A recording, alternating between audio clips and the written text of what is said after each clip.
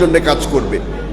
তারাও সিদ্ধান্ত নিয়েছে যে এই সন্ত্রাসী আওয়ামী লীগ যারা যারা আছে তাদের তালিকা করে করে তাদেরকে আটক করা হবে।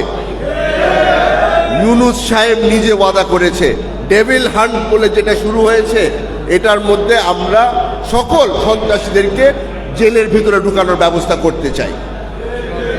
আপনাদের সহযোগিতা লাগবে।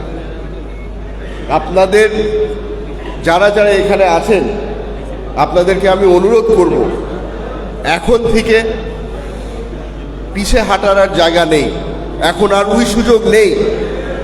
সামনে আমাদের দল যতগুলি প্রোগ্রাম দিচ্ছে আপনাদের সকলের ওখানে থাকতে হবে, প্রথম কাতারে থাকতে হবে। বিএনপি সামনে ইনশাআল্লাহ সরকার গঠন করবে, কিন্তু সরকার যাদেরকে নিয়ে আমরা গঠন করব, আমরা চাই যারা যারা ত্যাগী ছিল, যারা যারা দূর সময় বিএনপির সাথে ছিল, তাদেরকে নিয়ে আমরা যেন সামনের বিএনপি সুন্দরভাবে গুছাতে পারি।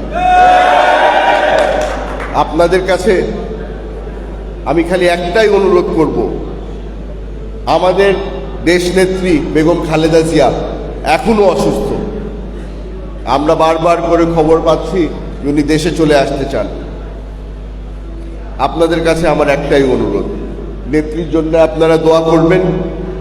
বেগম জিয়া যদি যেত অনেক আগেই দেশ ছেড়ে চলে যেতে পারত, ওনার চিকিৎসার জন্য উনি আগেই চলে যেতে পারত।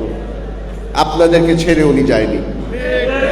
যতক্ষণ পর্যন্ত বাংলাদেশ থেকে আওয়ামী লীগকে তাড়ানো হয়নি, বেগম জিয়া আপনাদের পাশে ছিল।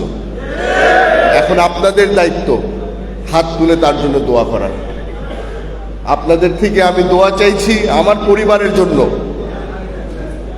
আমি আল্লাহ দিলে শক্ত আছি, আমার কিছু হবে না, আমার চাচারা আমার পাশে আছে। আমি দোয়া চাইছি আমার আম্মার জন্য। আমার মা আমাকে খালি একটা জিনিস বারবার করে বলেছে, যখন তোমার বাবা সবচেয়ে কঠিন সময় দিয়ে যাচ্ছিল, তার ভরসা ছিল রাঙ্গুনিয়ার মানুষ। আপনাদের কথা বলেছিল। আজকে আপনাদেরকে বলে দিতে চাই, আমরা সামনে রাঙ্গুনিয়াতে আপাতত কোনো প্রোগ্রাম নিচ্ছি না। সামনে একটাই প্রোগ্রাম নিব, রমজান মাসের 10 রমজান আমরা একটা ইফতার মাহফিল করব। আর ওখানে দাওয়াত আমি আপনাদেরকে দিব না, আমার মা আপনাদেরকে দিবে। আশা করি আপনারা সকলেই ওখানে থাকবেন।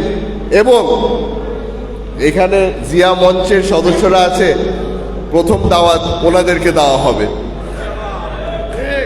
আপনাদের থেকে আজকে আর কোনো সময় নিব না, আপনাদের থেকে আর কোনো অনুরোধও করব না। আপনাদের থেকে খালি একটা জিনিসই বলে যাব, যতদিন বেঁচে আছি রাঙ্গুনিয়ার এই সন্তান রাঙ্গুনিয়াতেই থাকবে। আসসালামু আলাইকুম।